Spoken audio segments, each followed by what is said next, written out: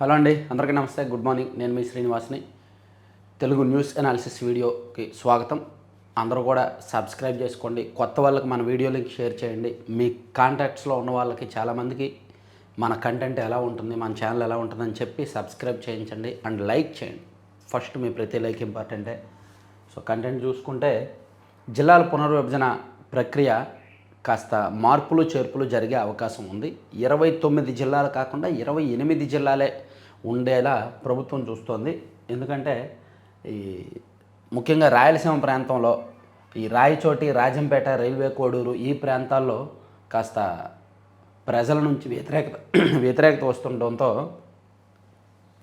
రాజంపేట నియోజకవర్గాన్ని కడపలో కలపాలని, రైల్వే కోడూరు నియోజకవర్గాన్ని తిరుపతిలో చేర్చాలని, రాయచోటి నియోజకవర్గాన్ని మదనపల్లిలో చేర్చాలని, సో అలా సర్దుబాట్లు చేసుకుంటే ఆ జిల్లా పూర్తిగా ఉండదన్నమాట. అట్లా కొన్ని మార్పులు చేర్పులు చేసే ఆలోచనలో ఉన్నారు. ప్రస్తుతానికైతే ఈరోజు తుది నిర్ణయం తీసుకోబోతున్నారు. జిల్లాల పునర్విభజనలో పీటముడి పడింది. 4 నియోజకవర్గాల్లోని 19 మండలాలతో మదనపల్లె జిల్లా ఏర్పాటు తర్వాత ప్రస్తుతం అన్నమయ్య జిల్లా 3 నియోజకవర్గాలతో రాష్ట్రంలో చిన్న జిల్లాగా మిగులుతుంది. సో అందుకని అన్నమయ్య జిల్లా అనేది లేకుండా ఆ జిల్లాలో ఉన్న 3 నియోజకవర్గాలను, ఒకటి కడపలో, ఒకటేమో తిరుపతిలో, ఇంకొకటి మదనపల్లిలో కలిపేస్తే ఇంకా జిల్లా ఉండదు కదా, అలా చేద్దామనేది ఆలోచన అనమాట. రాజంపేట నియోజకవర్గాన్ని వైఎస్ఆర్ కడప జిల్లా, రైల్వే కోడూరు నియోజకవర్గాన్ని తిరుపతి జిల్లాలో, రాయచోటిని కొత్తగా ఏర్పాటు చేసే మదనపల్లి జిల్లాలో కలిపేందుకు ఉన్న అవకాశాలను పరిశీలించాలని అధికారులు ప్రతిపాదించారు. దీనిపై ప్రాంతాల వారీగా దూరాలతో సమగ్ర నివేదిక తయారు చేయాలని సీఎం సూచించారు. జిల్లాలు రెవెన్యూ డివిజన్లో మార్పులు చేర్పులకు సంబంధించి గత నెల 27న ప్రాథమిక నోటిఫికేషన్ ఇచ్చింది. నెల రోజుల పాటు అభ్యంతరాలు స్వీకరించింది. రాష్ట్ర వ్యాప్తంగా వచ్చిన 927 అభ్యంతరాలపై సీఎం, మంత్రులు, అధికారులు చర్చించారు. అలాగే గూడూరు నెల్లూరులోనే కలపబోతున్నారు.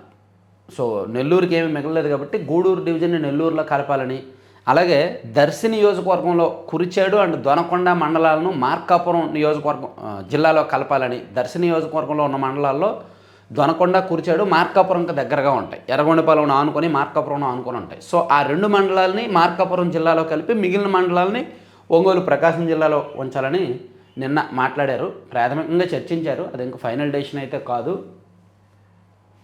ఇదిగోండి 28 జిల్లాలే అని రాశారు. జిల్లాల పునర్విభజనలో మార్పులు చేర్పులు. కొత్తగా 3 జిల్లాలు, పాత జిల్లాల్లో 1 కొత్త జిల్లాలో విలీనం. 29కు బదులు 28కే పరిమితం. కేబినెట్ సబ్ కమిటీతో సీఎం చంద్రబాబు భేటీ. 927 అభ్యంతరాలు, సూచనలపై సుదీర్ఘ చర్చ.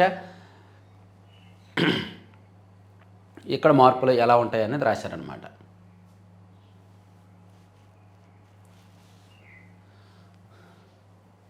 అలాగే గ్రేటర్ తిరుపతి, గ్రేటర్ విజయవాడ అనేవి ఇప్పుడు ఉండవు. జనాభా లెక్కలు పూర్తయిన తర్వాతే ప్రక్రియ మొదలు పెడతామని నారాయణ గారు చెప్పారు.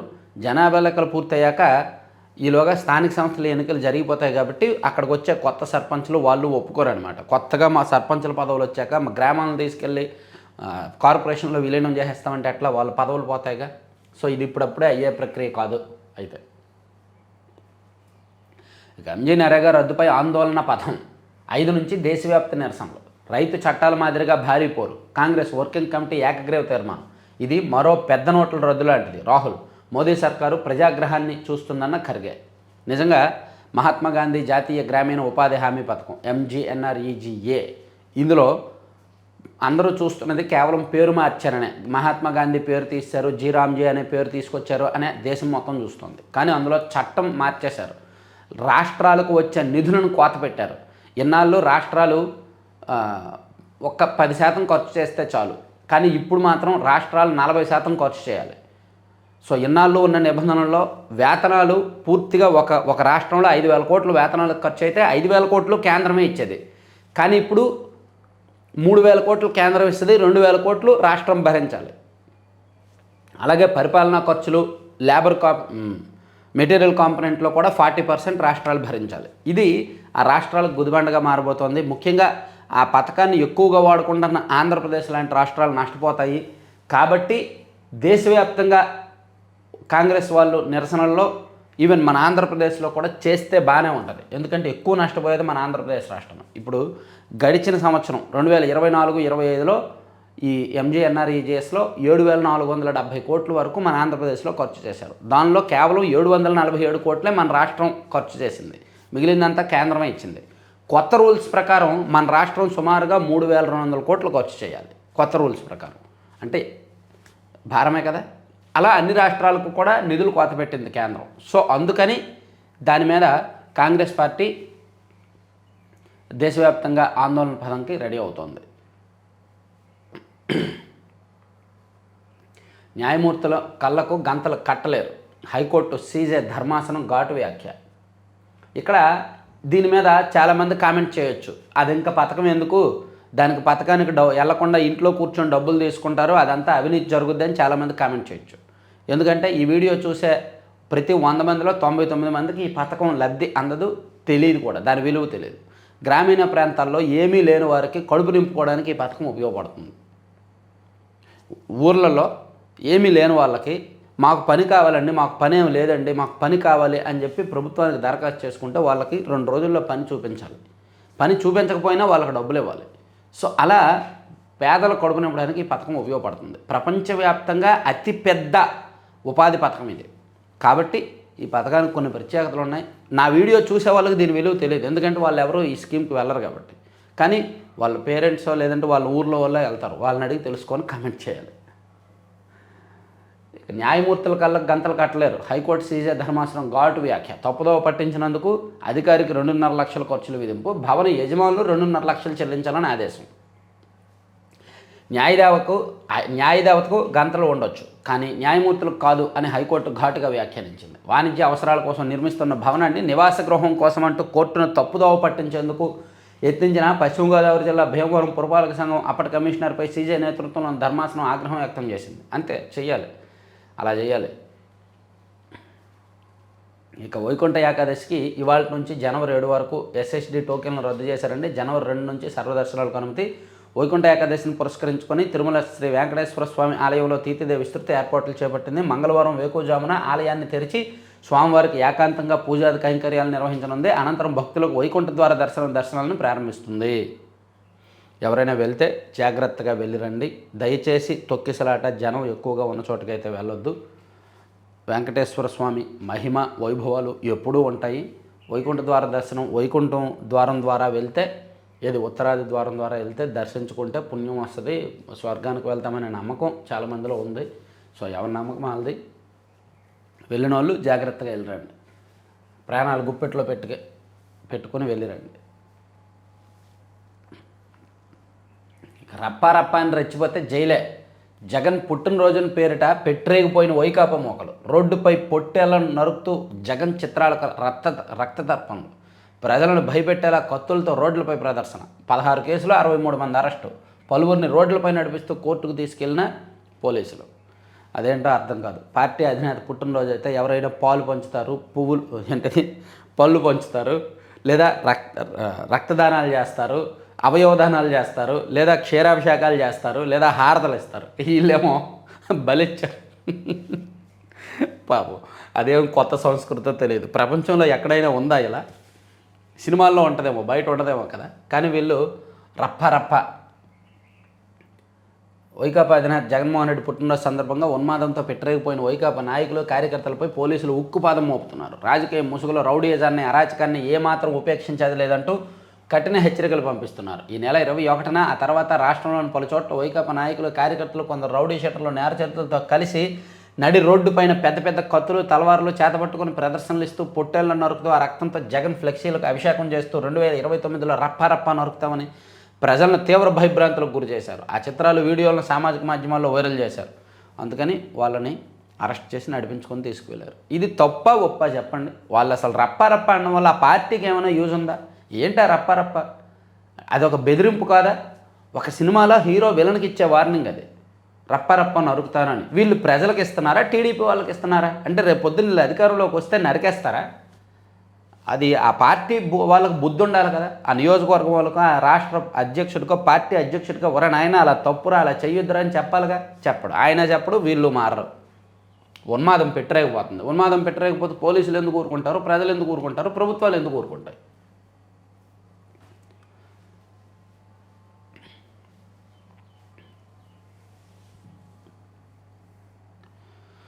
దిద్దుబాటులో అన్నమయ్య అని జిల్లాల పునర్విభజనకు సంబంధించి ఇది బ్యానర్లో వేశారు. ఇంకా తూర్పులో రప్పారప్ప బ్యాచ్, దాన్ని ఆంధ్రజ్యోతిలో కూడా హైలైట్ చేశారనమాట.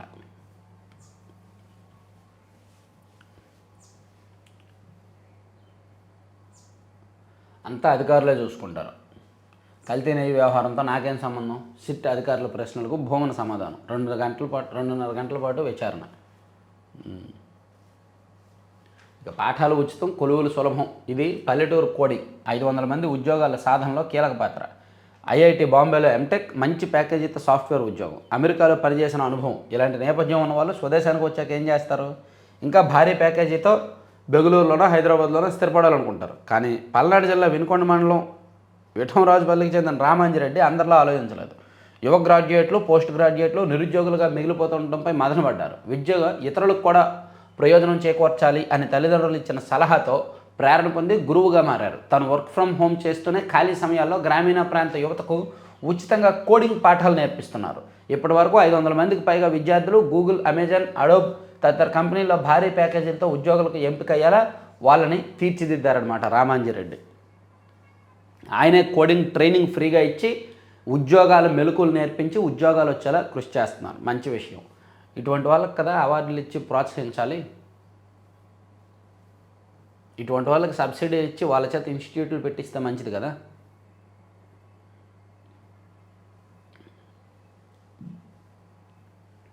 విద్యతోనే పేదరికంపై విజయం. నన్ను ఐఏఎస్ అవ్వాలన్నారు, కానీ రాజకీయాలు ఎంచుకున్నా. ఎన్టీఆర్ విద్యాసంస్థల పురోగతిలో భువనేశ్వరి కృషి బేస్. తండ్రి పట్టుదలే ఆమెకు అబ్బింది. వార్షికోత్సవంలో సీఎం చంద్రబాబు. ఎన్టీఆర్ విద్యాసంస్థల వార్షికోత్సవం సందర్భంగా నిన్న హైదరాబాద్లో ఒక పెద్ద సెలబ్రేషన్స్ జరిగాయి. దానిలో సీఎం గారు పాల్గొన్నారు. నిజంగా ఎన్టీఆర్ విద్యాసంస్థలు రాష్ట్రంలోని చాలా పేద పిల్లల బతుకులు మార్చాయండి. ఎన్టీఆర్ విద్యాసంస్థల్లోకి వెళ్ళి సీట్ వచ్చి అక్కడ చదివితే ఫ్రీ ఎడ్యుకేషన్ ఉంటుంది, తర్వాత మంచి ఎడ్యుకేషన్ ఉంటుంది, తర్వాత ఉద్యోగాలు కూడా అలాగే వస్తాయి. పేదరికాన్ని జయించాలంటే సరైన ఆయుధం చదువు ఒక్కటే. ఇందులో విజయం సాధిస్తే సంపద ఆటోమేటిక్గా వస్తుంది. విద్యార్థులందరూ లక్ష్యాలను నిర్దేశించుకొని వాటిని సాధించేందుకు కృషి చేయాలి అని ముఖ్యమంత్రి చంద్రబాబు పిలుపునిచ్చారు.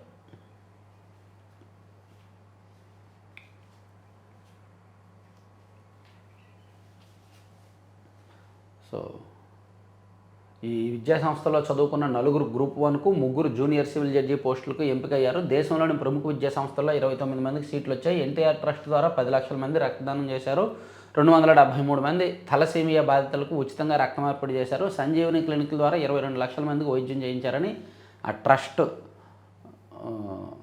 భువనేశ్వర్ గారు చెప్పారు, ట్రస్ట్ మేనేజింగ్ ట్రస్టీ. ఇక రామారావు కుటుంబ సభ్యులను ఫోన్లో పరామర్శించిన సీఎం, రాజధాని రైతు కుటుంబానికి అండగా ఉంటామని ధైర్యం చెప్పిన చంద్రబాబు. సో ఈ రాజధాని రైతు భూసేకరణలో భాగంగా వాళ్ళ ఇల్లు కూడా రామారావు గారు అండ్ ఇంకొంతమంది దాదాపుగా 90 మంది ఆ మందడం నుంచి హైవేకు వచ్చే రోడ్డు పక్కన ఇల్లు కూడా కోల్పోతారనమాట.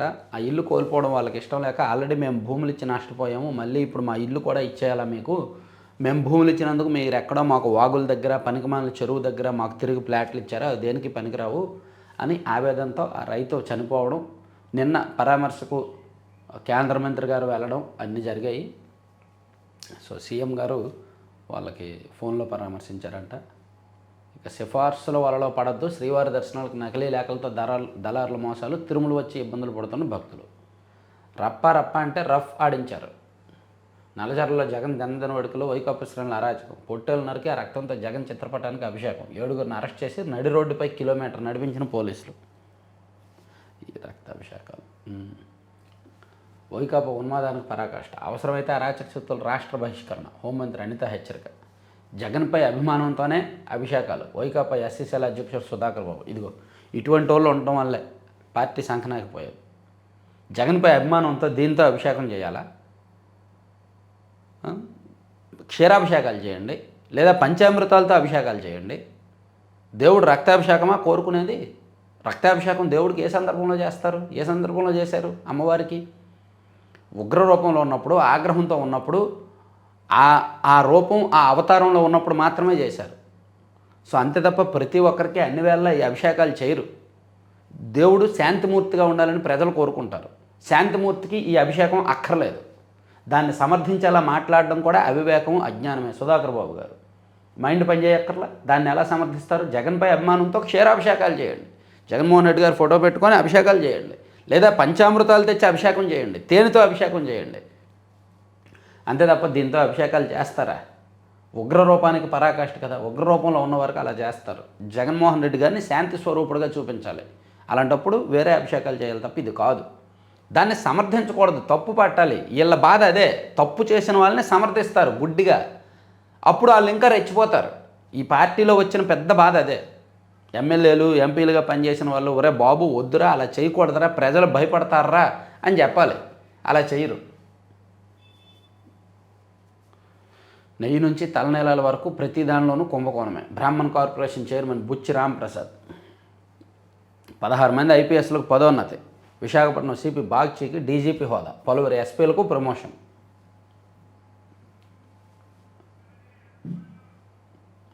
మ్యాన్ ఆన్ వీల్ సమస్యలు ఫుల్. కాలంతో పోటీ పడుతూ దూసుకొచ్చే గిగ్ వర్కర్లు కోరుకున్న వస్తువు క్షణాల్లో మన ముంగిటుకు.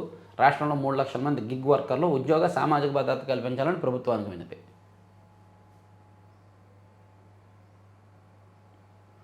జొమాటో ఫుడ్ డెలివరీలు, లేదా ఇన్స్టామార్ట్ డెలివరీలు, లేదా బ్లింకెట్ డెలివరీలు చేసేవాళ్ళు 3 లక్షల మంది ఉన్నారంట రాష్ట్రంలో. ఇక మీరు కొనసాగి చేస్తే ఎగిరిపోతానా? అనంతబాబు వ్యాఖ్యలపై ఎమ్మెల్యే శిరీషాదేవి ఆగ్రహం. అనంతబాబు గారు ఇంకా రాచరిక వ్యవస్థలో ఉన్నట్టున్నారు. సో ఆయన కొనసాగి చేస్తే అక్కడ ఎమ్మెల్యేలు ఎగిరిపోతారంట. తుక్కు మాఫియా తిన్నది 400 కోట్లు. లెక్క తేల్చిన వాణిజ్య పన్నుల శాఖ. బోగస్ సంస్థలతో సిఎస్జిటి పేరిట అక్రమాలు. ఉమ్మడి చిత్తూరు జిల్లాతో పాటు తమిళనాడు, కర్ణాటక రాష్ట్రాల్లో ఇనుప తుక్కు మాఫియాకు 400 కోట్ల మేర అక్రమాలకు పాల్పడినట్టు వాణిజ్య పన్నుల శాఖ గుర్తించారు. అమాయకులను బినామీలుగా పెట్టి వారి పేరిట బోగస్ సంస్థలను రిజిస్ట్రేషన్ చేయించిన ఈ మాఫియా సిజిఎస్టీ రిటర్న్స్ పేరిట కోట్ల కొద్ది సొమ్ము కాజేసింది.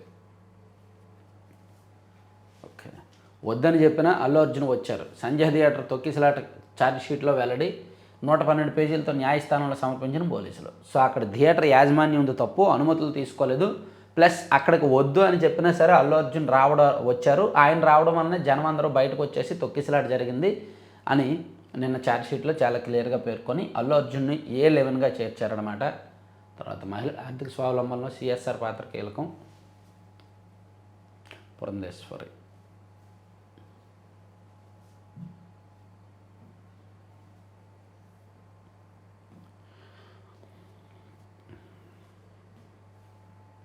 నీళ్ళు అనుకుని పొరపాటున రసాయనం ఇచ్చిన తల్లి. 2 గుటకలు తాగగానే కుమార మృతి. ఆసుపత్రిలో నీళ్లు దొరక్క ల్యాబ్లోకి వెళ్ళడమే కారణం.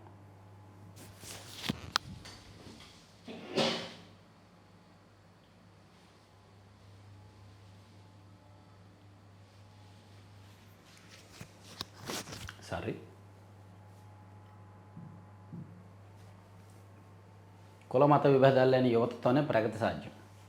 విజ్ఞానంతో కూడిన విద్యకు ప్రాధాన్యం ఇవ్వండి. సిద్ధార్థ విద్యాసంస్థల స్వర్ణోత్సవంలో సుప్రీంకోర్టు మాజీ న్యాయమూర్తి జస్టిస్ లావు నాగేశ్వరరావు. విచ్చలుడిగా యాంటీబయాటిక్స్ వాడకంతో క్యాటరాక్ట్ బాధితుల్లో సూపర్ బగ్. ఎల్వి ప్రసాద్ కంటి ఆసుపత్రి అధ్యయనంలో వెల్లడి. ఫోన్ చోరీ పట్టించే పోర్టల్తో హ్యాపీ.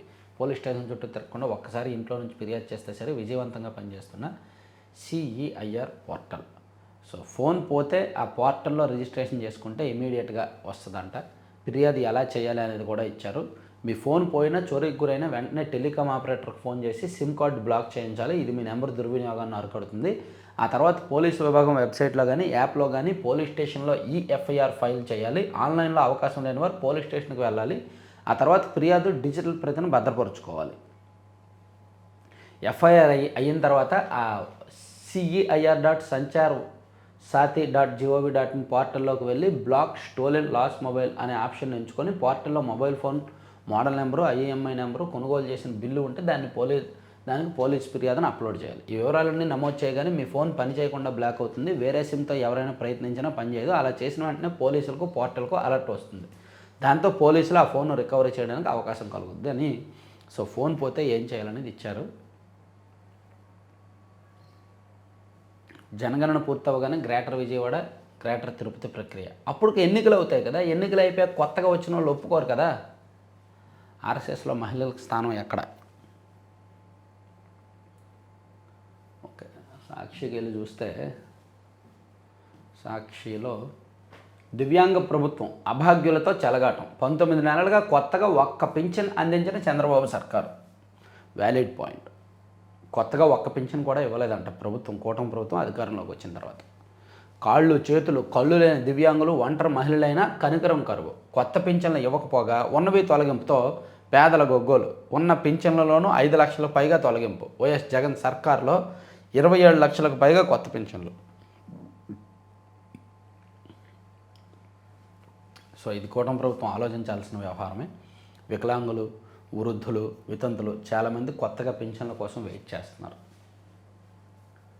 ఇక మళ్ళీ ఎవరిని చంపడానికి వచ్చారని నిన్న పెమ్మసాని చంద్రశేఖర్ గారు వెళ్ళినప్పుడు వాళ్ళు ఆందోళన వ్యక్తం చేశారు రైతు కుటుంబ సభ్యులు. అది ఒకటి రాశారు, అది నిన్న మనం చెప్పుకున్నాం. ఇక ఎరువు ధరల దొరువు భారీగా పెరిగిన కాంప్లెక్స్ ఎరువుల ధరలు తాజాగా పెన్షన్ కంపెనీలు బస్తాకు 100 నుంచి 500 పెంపు. మార్కెట్లో ఎంఆర్పీకి మించి యూరియా, డిఏపీ విక్రయాలు, అన్నదాతల గొగ్గోలు. మెడికల్ కాలేజీలు ప్రైవేటు పరమ, ప్రభుత్వాన్ని నడిపేవాడు అమ్ముడుపోయాడు. పీపీపీ పేరిట కట్టబెట్టడం ఏపీ ప్రజలకు నష్టం. ఈయన ఒకడు మరి ఏం స్క్రిప్ట్ వచ్చిందో ఏం బుద్ధి ఉందో. మెడికల్ కాలేజీలు ప్రైవేట్ పరం అంట. రోడ్లు ప్రైవేట్ పరం చేయలేదా? రోడ్లు పీపీపీకి ఇవ్వలేదా? ఎయిర్పోర్ట్లు పీపీపీకి ఇవ్వట్లేదా? రైల్వే స్టేషన్లు రేపు పొద్దున్న పీపీపీకి ఇవ్వరా? సో పీపీపీకి సింగపూర్లో మన ప్రపంచం మొత్తం మీద సింగపూర్ దేశంలో ఈ మెడికల్ ఇన్ఫ్రాస్ట్రక్చర్ బాగుంటుంది. అందుకే ప్రపంచవ్యాప్తం మీద డబ్బున్న వాళ్ళు, ధనికులందరూ కూడా సింగపూర్ వెళ్ళి వైద్యం చేయించుకుంటారు. మీకు గుర్తుందో లేదో, ఢిల్లీలో నిర్భయ కేసు, ఆమెను కూడా బతికించడానికి చివరి క్షణంలో సింగపూర్ తీసుకువెళ్లారు. గుర్తుంటే ఒకసారి సెర్చ్ చేయండి. ఢిల్లీలో 2012 డిసెంబర్లో నిర్భయ ఘటన గుర్తుంది కదా, ఆమెను బతికించడానికి చివరి క్షణంలో ఆమెను సింగపూర్ తీసుకెళ్లారు. ఎందుకంటే ప్రపంచవ్యాప్తంగా అత్యున్నత వైద్యం అక్కడే ఉంటుంది. అక్కడ 95% మెడికల్ కాలేజీలు, ఇన్స్టిట్యూషన్లు, హాస్పిటల్స్ అన్నీ పీపీపీలోనే ఉంటాయి. గవర్నమెంట్ అంటూ ఏమీ ఉండవు. ప్రైవేట్ అండ్ పీపీపీనే ఉంటాయి అక్కడ. కావాలంటే ఒకసారి స్టడీ చేయండి.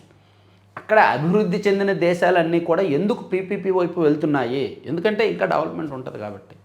గవర్నమెంట్ హాస్పిటల్స్ కట్టడం పెద్ద కష్టం కాదు, కానీ హాస్పిటల్స్ కట్టిన తర్వాత గవర్నమెంట్ హాస్పిటల్స్లో పరిస్థితి ఎలా ఉంటుందో మన అందరికీ తెలుసు. ఒంగోలు రిమ్స్ చూడండి, కడప రిమ్స్ చూడండి, శ్రీకాకుళం రిమ్స్ చూడండి, గుంటూరు జీజీహెచ్ చూడండి, ఏలూరు గవర్నమెంట్ హాస్పిటల్ చూడండి. లంచాలు, అవినీతి, కక్కుర్తి బోల్డ్ ఉంటుంది. సో అందుకు పీపీపీకి ఇస్తుంటే ఇదిగో ఇలాంటి కుహనా మేధావులు వచ్చి ఇష్టం వచ్చినట్టు మాట్లాడి జనాలను రెచ్చగొడతారు. వాళ్ళు మాట్లాడిన దాన్ని వక్రీకరించి హైలైట్ చేసి ఇటువంటి పనికిమాలిన పత్రికల్లో రాస్తారు. చదువుకున్నాడు, కాస్త ఇంగిత జ్ఞానంతో ఆలోచించేవాడు పీపీపీకి సపోర్ట్ చేస్తాడు. ఉభయ కుశలోపరి. ప్రభుత్వానికి ప్రైవేట్కి ఇద్దరికి బాగానే ఉంటుంది. దేవుడా ఇదేం విడ్డూరం. డిసెంబర్ 30, 31, జనవరి 1న శ్రీవారి దివ్య దర్శనం, సర్వదర్శనం టోకెన్లు బంద్.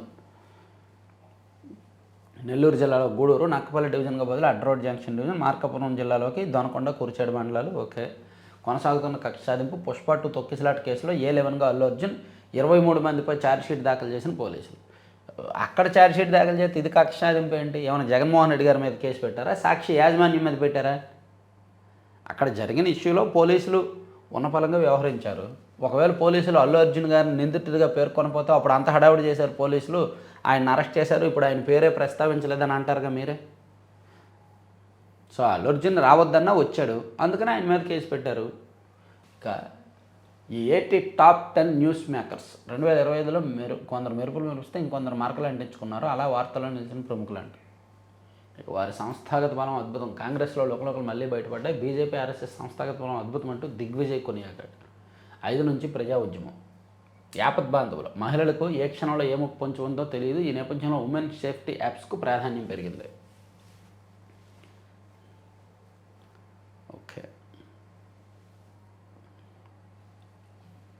సాక్షి అయిపోయింది. ఆంధ్రజ్యోతిలో చూసుకుంటే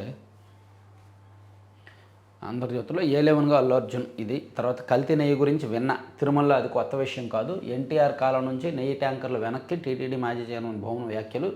నెయ్యి నాణ్యత, రుచి గురించి 2 సార్లు చైర్మన్గా తెలుసుకోలేదా? కొనుగోలు కమిటీ సభ్యునిగా తీసుకున్న చర్యలేంటి? సిట్ ప్రశ్నలు. పలు ప్రశ్నలకు తెలియదంటూ భువన జవాబు. తిరుపతిలో 2 గంటల పాటు ప్రశ్నించిన సిట్ అధికారులు. ఇక రాష్ట్రాలపై ప్రత్యక్ష దాడి. నరేగా రద్దు. రాష్ట్ర ప్రభుత్వాల నిర్ణయాధికారం లాక్కోవడమే. పంచాయతీ వ్యవస్థను తీవ్రంగా బలహీనపరిచే కుట్ర. కార్మిక లోకానికి తీవ్ర నష్టం. ఫెడరల్ స్ఫూర్తికి విరుద్ధం. రామ్జీతో పేదలకు నష్టం, కార్పొరేట్లకు లాభం. రాహుల్. జనవరి 5 నుంచి నరేగా బచావో అభియాన్ ఉద్యమం. సడక్ నుంచి సంసద్ వరకు. ఖర్గే. ఆల్ ది బెస్ట్ చెయ్యండి. దుర్గగుడికి పవర్ కట్ 2023 నుంచి 2.61 కోట్ల బిల్లు బకాయిలు. దేవస్థానానికి నోటీసులు పంపిన సిపిడిసిఎల్ స్పందించకపోవడంతో సరఫరా నిలుపుదల. 2 కోట్లు చెల్లింపులకు అంగీకారం. పునరుద్ధరణ చెల్లించడానికి అంగీకరించారు.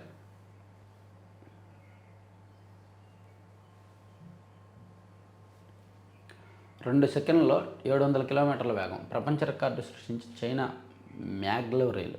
ఓర్ని చైనా వాళ్ళు 20 సంవత్సరాల కిందట తీసుకొచ్చిన బుల్లెట్ రైల్ని మనం ఇప్పుడు అందుకోవడానికి ఆపసోపాలు పడుతుంటే వాళ్ళు మ్యాగ్లెవ్ రైలు తీసుకొచ్చేసారంట. అంటే ఇది మేము ఒక 30-40 సంవత్సరాల తర్వాత అందుకుంటామేమో. ఓర్ని 2 సెకండ్లో 700 కిలోమీటర్ల వేగాన్ని అందుకుందంట. ప్రపంచ రికార్డు సృష్టించిందంట. అయస్కాంతాల సాయంతో ఏ వస్తువైనా గాలిలో తేలియాడేలా చేయడానికి మ్యాగ్నెటిక్ లెవియేషన్ అంటారు. ఈ మ్యాగ్లెవ్ సాంకేతికతతో ప్రయాణించే రైళ్లకు చక్రాలు ఉండవు. పట్టాలకు కొన్ని సెంటీమీటర్ల ఎత్తులో గాలిలో తేలుతూ ఉండే ఈ రైలు విద్యుత్ అయస్కాంత శక్తి సాయంతో మెరుపు వేగంతో దూసుకెళ్తోంది. అసోం వాటర్ జాబితా నుంచి 10.56 లక్షలు తొలగింపు. విదేశాంగ విధానం ఏదో పార్టీ పాలసీ కాదు. ఈ విధానంలో ప్రధాని వాటింపై సంబరం కాదు. రాహుల్పై శశిధరూర్ పరోక్ష వ్యాఖ్యలు. సామాన్య కార్యకర్త నుంచి ప్రధానిగా మోదీ, బీజేపీ, ఆర్ఎస్ఎస్పై దిగ్విజయ్ ప్రశంసలు. కర్ణాటకలోనూ యూపీ తరహా బుల్డోజర్ రాజ్. కోగిల్ లేఅవుట్లో ఇల్లు కూల్చివేతపై కేరళ సీఎం ఆగ్రహం. బాధితులకు ఆ రాష్ట్ర ఎంపీ ఏఏ రహీం పరామర్శ. భారతీయులను తిప్పి పంపిన దేశాల్లో సౌదీదే అగ్రస్థానం అంట. అక్కడ నుంచి ఏడాది 11,000 మంది స్వదేశానికి, అమెరికా నుంచి 3,800 మంది. పాక్ను కలవరపెడుతున్న నిపుణుల వలసలు. 2 ఏళ్లలో పాక్ను వీడిన 5,000 మంది వైద్యులు, 11,000 మంది ఇంజనీర్లు, 13,000 మంది అకౌంటెంట్లు. ఆధ్యాత్మికవేత్తకు ప్రభుత్వ విమాన సేవలు. ఎయిర్పోర్టులో పోలీసు అధికారి పాదాభివందనం. ఛత్తీస్గఢ్లో ధర్మేంద్ర శాస్త్రి పర్యటనపై రాజకీయ కలకలం. ఉంటాయిగా మన దేశంలో బాబాలకు ఉన్నంత ఏంటి విఐపి లేదా వాళ్ళ పట్ల ఉన్నంత గౌరవం వాళ్ళ పట్ల ఉన్నంత ఇంకెవరి పట్ల ఉండదు. ఐఏఎస్ అధికారులు, పొలిటీషియన్స్ కంటే బాబాలకే ఎక్కువ. అది సినిమాల్లో డైలాగ్ కూడా వచ్చింది కదా. సో వాళ్ళు ఎంత మాయగాళ్ళు అనేది వదిలేస్తారు. ఇంకేమున్నాయి, ఇంకా అంతే అయిపోయినాయి. ఆంధ్రప్రభలో కూడా ఆల్మోస్ట్ 28 జిల్లాలు, అలాగే గ్రేటర్ విజయవాడ, తిరుపతికి బ్రేక్ అని చెప్పుకున్నాం. యూకే జాబ్ కోట్లు ఫట్. ఒక్కో విద్యార్థి నుంచి గరిష్టంగా 20 లక్షల వసూలు. పలు రకాల అకౌంట్లలో జమ. రసీదులు నీళ్ళు. 2 ఏళ్లుగా జాబ్ కోసం ఎదురుచూపులు. ఉద్యోగం ఇదిగో అదిగో అంటూ కాలయాపన. చివరకు బోర్డు తిప్పేసి అదృశ్యం. 50 మందికి పైగా నిరుద్యోగులకు కుచ్చుటోపి. విజయవాడ పోలీసులకు ఫిర్యాదు. బాధితుల్లో ఏపీ, తెలంగాణ యువత. నకిలీ వీసాలతో డిస్టెనీ కన్సల్టెన్సీ మోసం. ఇదో కొత్త మోసం. విదేశాల్లో వీసాలు ఇప్పిస్తామని, ఉద్యోగాలు ఇప్పిస్తామని ఒక సంస్థ స్థాపించి డబ్బులు వసూలు చేసి మోసం చేసి వెళ్ళిపోయారంట. ఇక అమెరికా జనాల్ని మోసం చేయడం చాలా ఈజీ అండి. మోసం చేయడం చాలా ఈజీ. కానీ ఆ మోసం చేసిన తర్వాత ఆ డబ్బులు ఉంటాయి కదా, ఒక కోట్ల డబ్బులు సంపాదిస్తారు కదా, జీవితాంతం ప్రశాంతత ఉండదు. అంటే వ్యాలిడ్ పాయింట్ ఏంటంటే మోసం చేయడం చాలా ఈజీ. ఒక నెల రోజుల్లోనో 6 నెలల్లోనో కోట్లు సంపాదించేయచ్చు. 100 కోట్లైనా సంపాదించేయచ్చు. మాయ మాటల ద్వారా, రకరకాల మాటల ద్వారా ఏదో ఒకటి చేసి సంపాదించేయచ్చు. కానీ ఆ 100 కోట్లు పట్టుకొని జీవితం అంతా ప్రశాంతంగా ఉండగలరా? ఉండలేరు. జీవితాంతం నరకయాతనే, మనశ్శాంతి ఉండదు. మీడియాలో బయటకు వచ్చేస్తాయి, బాధితులు శాపనార్థాలు ఉంటాయి, బాధితులు ఉసురు ఉంటుంది, మరోవైపు పోలీసులు వేట మొదలు పెడతారు, అరెస్టులు ఉంటాయి, జైళ్ళు ఉంటాయి, ఆ తర్వాత వచ్చిన తర్వాత రికవరీ చేసేస్తారు, చాలా ఇబ్బందులు ఉంటాయి. సో ఇక్కడ మోసపోయిన వాడిది తప్పే. వాడి మైండ్ పనిచేయక, కామన్ సెన్స్ లేక, తెలివి తక్కువ అయ్యి మోసపోతాడు. మోసం చేసిన వాడిది తప్పే అని జీవితం మొత్తం పోద్ది అనమాట. ఏదో ఆడి దగ్గర డబ్బు ఉంటుంది, ఎదురుగా డబ్బు ఉంటుంది తప్ప ఏమీ చేయలేడు అటువంటి పరిస్థితి. అందుకే మోసపోవద్దు, మోసం చేయొద్దు. పోలవరం నల్లమల సాగర్ ప్రాజెక్టుతో గోదావరి, కావేరికి మార్గం సుగమం. నదుల అనుసంధానంలో కీలక అడుగు. కృష్ణా పెన్నాల మీదుగా నీటి తరలింపు. సాంకేతికత నివేదిక సిద్ధం చేస్తున్న NWDA. ఓకే. అమరావతికి పవర్ఫుల్. రాజధానిలో ఆధునిక సాంకేతిక పరిజ్ఞానం, భూగర్భ కేబుల్ వ్యవస్థకు శ్రీకారం, నెట్వర్క్ విస్తరణ దిశగా చర్యలు. పుష్ప 11 ఇవన్నీ చెప్పుకున్నాయాలండి. సో ఇవి 4 పత్రికల్లో వచ్చిన కథనాలు. చివరి వరకు చూసిన ప్రతి ఒక్కరికి ధన్యవాదాలు. నా సిన్సియర్ రిక్వెస్ట్ ఏంటంటే ప్రతి ఒక్కరూ లైక్ చేయండి అండ్ మీ మిత్రులందరికీ వీడియోలకు షేర్ చేసి సబ్స్క్రైబ్ చేసుకోమని చెప్పండి. Thank you.